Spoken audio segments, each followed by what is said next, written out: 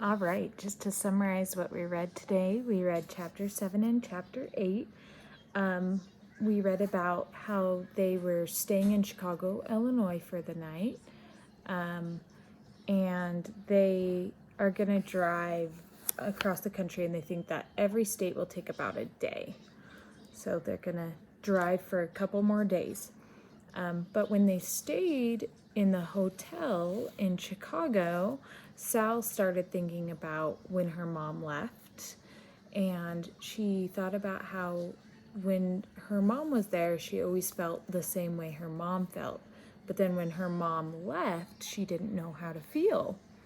And then one day she was out at the farm and she was watching a new baby cow learn how to walk. And she said that she felt happy.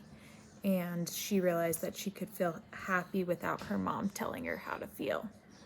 So that's a big deal for her. And then the next chapter, they started talking about Phoebe again. So she's telling her grandma a story about Phoebe, and they were talking about how a young man came to Phoebe's house and asked if that was the Winterbottom house and if he could talk to her mom, but her mom wasn't there.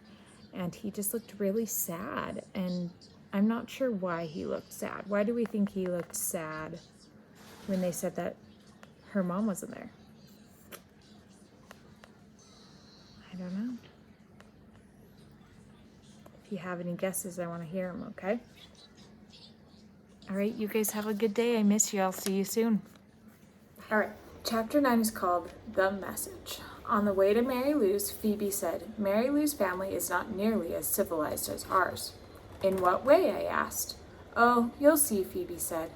Mary Lou Finley and Ben Finley were both in our class at school.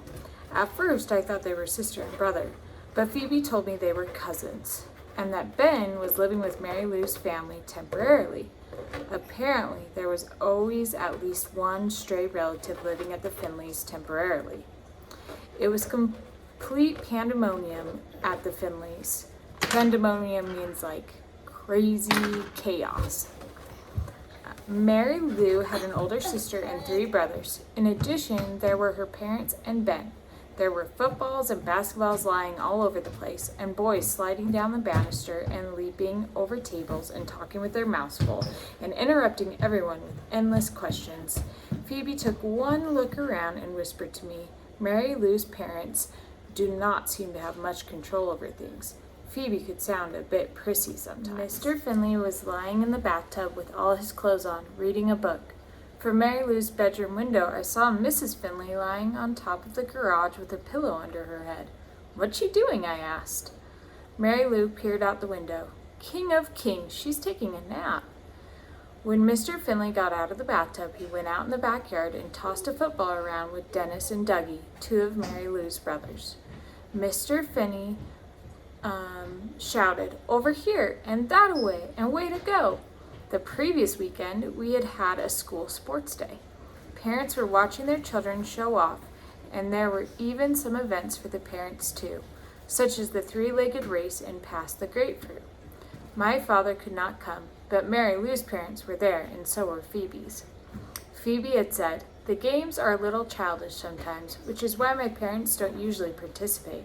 Her parents stood on the sidelines while Mr. and Mrs. Finney ran around shouting, "Over here," and "Way to go."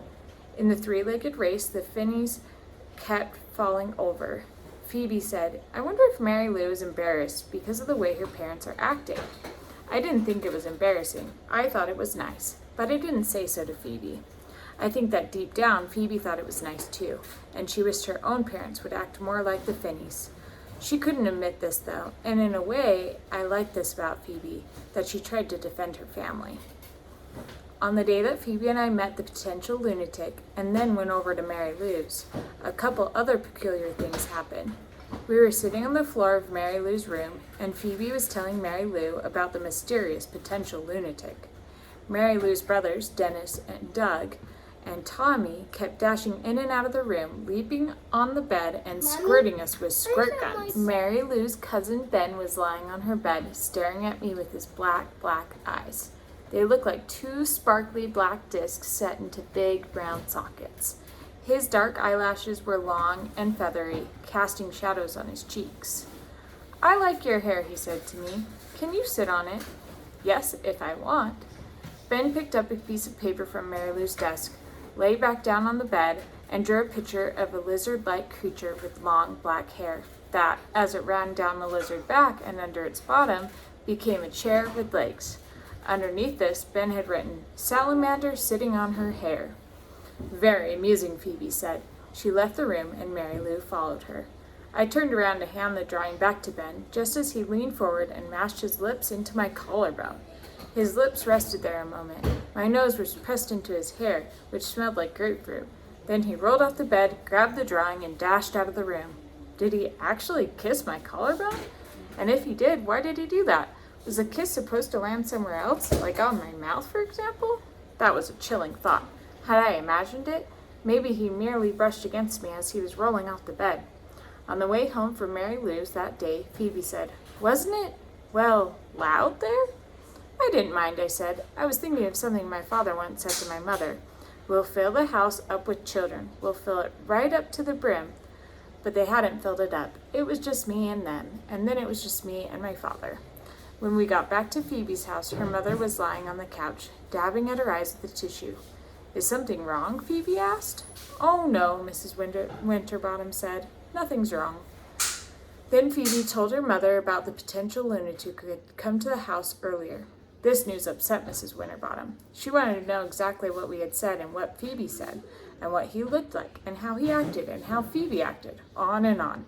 At last, Mrs. Winterbottom said, "I think we had better not mention this to your father." She reached forward as if to hug Phoebe, but Phoebe pulled away. Later, Phoebe said, "That's odd. Usually my mother tells my father absolutely everything." "Maybe she's just trying to save you from getting into trouble for talking with a stranger."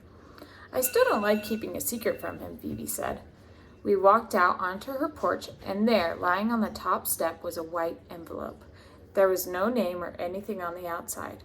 I thought it was one of those advertisements for painting your house or cleaning your carpets. Phoebe opened it. "Gosh," she said. Inside was a small piece of blue paper, and on it was printed this message: "Don't judge a man until you've walked 2 moons in his moccasins." "What an odd thing," Phoebe said. When Phoebe showed the message to her mother, Mrs. Winterbottom clutched at her collar. "Who could it be for?" Mrs. Winterbottom asked. Mr. Winterbottom came in the back door, carrying his golf clubs. "Look, George," Mrs. Winterbottom said. "Who could this be for?" "I couldn't say, really," Mr. Winterbottom said.